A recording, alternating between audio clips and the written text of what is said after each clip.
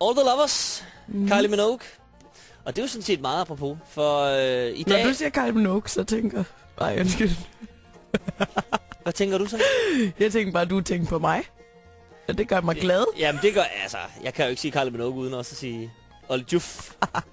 Så der har du ganske ret. Men det er også meget apropos, at vi lige hørte All the Lovers, fordi din konsulentbutik, hvor du kan svare på alt, er jo... Hun har taget en lille drejning. Den er kortvejt lukket i dag, og du har åbnet en anden ny butik, hvor du lægger... Man kan score mig! Kan det sige så kort? Ja. Det synes jeg godt, det kan. Men det synes jeg da bare, vi skal prøve nu. Det er væltet ind med... Er der nogen, der har ringet ind, eller hvad? Hvad er filan, det er da løgn. Jamen, hvem er det så, vi snakker med nu? Hej, det er Mikkel. Hej Mikkel. Hej. Hej, jeg hedder Olivia. Jamen, jeg vil gerne bare...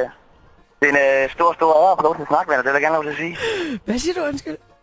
Det er en stor ære at få lov til at snakke med dig. Nej, synes du det? Når man sidder og hører din stemme, ikke, og så er det bare... Altså, hvordan har du det, når jeg taler? Med hvad?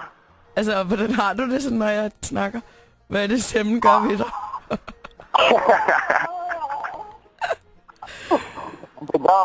Den gør mig bare så glad, synes jeg. Nå. Okay, altså vi forestiller os, at jeg står inde på en lille bar over i hjørnet. Jeg er sådan lidt indadvendt type, der er ikke sådan rigtig, du ved, råber særlig højt, eller sådan er særlig aggressiv i min scoreteknik. Og jeg står der, og du kan se måske, jeg venter lidt. Hvad gør du? Venter på en mand i mit liv. Jamen altså, jeg tror, jeg lister stille og roligt forsigtigt over til dig. Lister simpelthen? Ja, altså, vi tager lige stille og roligt, ikke? Ja. Og så tror jeg bare, jeg går over og siger, how are you doing? Og så siger jeg, no. Jeg kender en, som bruger den der, og du kan ikke snyde mig. Fordi den bruger Joey fra Venner jo. Nå, ja, men altså, den ved vi, den holder jo. Altså, så tænker jeg, så bagefter så det sige, det kan være, at vi skulle nyde et afsnit Venner sammen en gang. Okay. Er det sådan noget, du sådan ellers også gør, sådan spørger piger, om I skal nyde et afsnit af en serie, når du skal score? Nej, det har jeg faktisk aldrig brugt før. Ved du hvad, jeg tror næsten, det vil komme til at virke.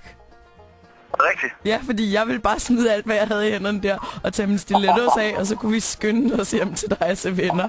Måske liggende i din seng med en computer. Ja, man, det lyder fedt.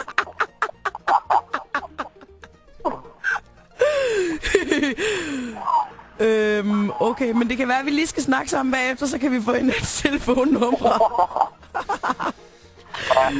Det må jeg sige, ja. Har du det varmt?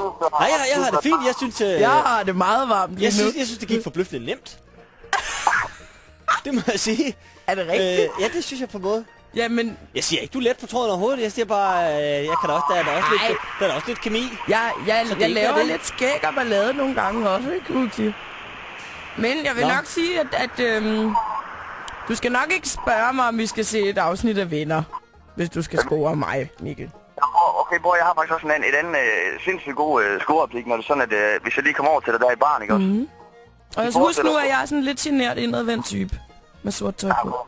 Ja, så passer den selvfølgelig lidt. Men altså det der med lige at gå hen, ikke også? Og så bare lige sige, jeg håber godt nok, du har en ordentlig forsikring. Nej, Mikkel, ikke den der. Mikkel. Ikke den der. Jamen, den er jo god, den der. Nej. Jeg hørte slet ikke, hvad det var. Nej, men og ved du hvad, min ven? Hvad du glad for det? Sagde han noget strengt? Nej, men det er bare, den har jo aldrig virket, den der. Er det noget med pullen i buksen? Nej, Mikkel, for filen. Ved du, hvad jeg havde gjort? Jeg havde sagt, no, så givet dig en oven på hatten. Jamen, bror, det er jo bare pænt sagt. Det er jo bare en kompliment, jo. Altså, det er jo ikke... Jamen, det bliver lidt for frækt, fordi vi kender ikke hinanden så godt endnu. Altså, jeg behøver ikke at fortælle om et eller andet, hvordan min krop har det, når jeg ser dig. Men Mikkel, er det et problem, du slås med til hverdag, at hvis du ser en flot dame i bussen eller sådan noget, så lyner det i bukserne på dig, og du kan ikke styre det, og du må ringe til forsikringen i tide og utide. Hvad betaler du i præmie for sådan en bandit der? Er det dyrt? Ja, det er frygteligt. Er der kasko på? Hvad foregår der? Alright, Mikkel, prøv at høre... Tak for de søde ord, skal jeg i hvert fald lige sige. Men jeg er altså ikke solgt.